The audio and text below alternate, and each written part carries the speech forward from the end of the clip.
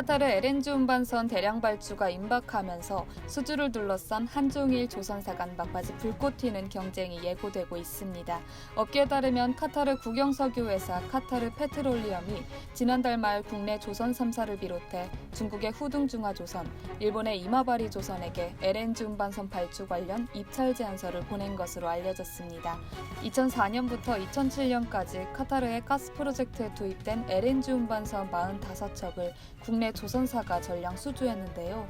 이번에도 국내 조선 3사가 발주 물량을 모두 가져갈 것이라고 전망하는 가운데 한 조선업 전문 애널리스트가 언급한 한국 조선소의 강점이 눈길을 끕니다.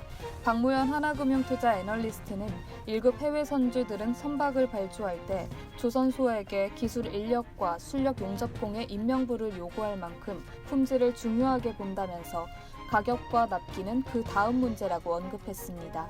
척당 가격이 1억 8,500만 달러 이상입니다. 그런데 바다 한가운데 문제가 발생해 제때 LNG 물량을 운반하지 못하면 경제적 손실이 이만저만이 아니기 때문입니다. LNG 운반선은 말 그대로 천연가스를 영하 163도로 액화시켜 실어나르는 선박입니다. 영하 163도의 극저온의 액체가 담기기 때문에 LNG 운반선의 화물창 설치에는 고도의 기술들이 적용됩니다.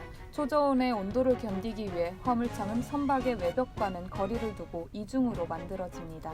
또 화물창 내벽에 화산재가 담긴 단열 나무 박스를 두르고 그 위에 인바라고 불리는 합금을 덧대는 단열 작업이 두 겹에 걸쳐 진행됩니다.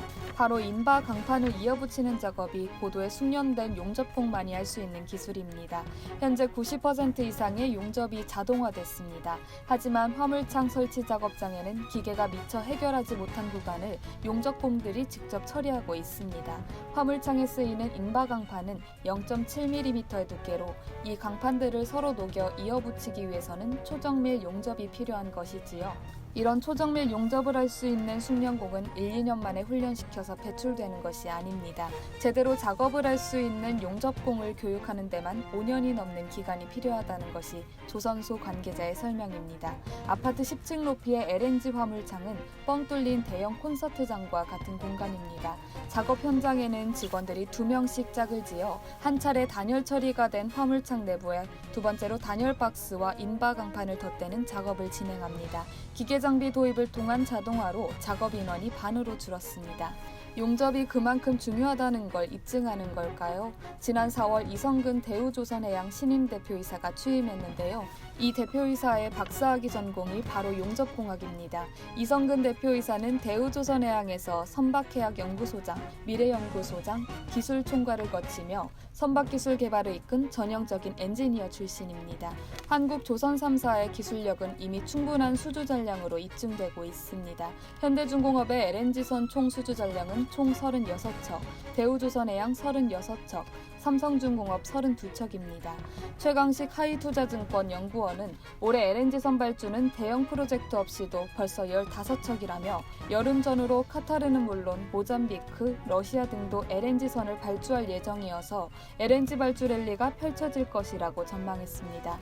해운업계에서는 2020년이 되면 LNG선 공급량이 수요량을 따라가지 못할 것이란 전망도 내놓았습니다.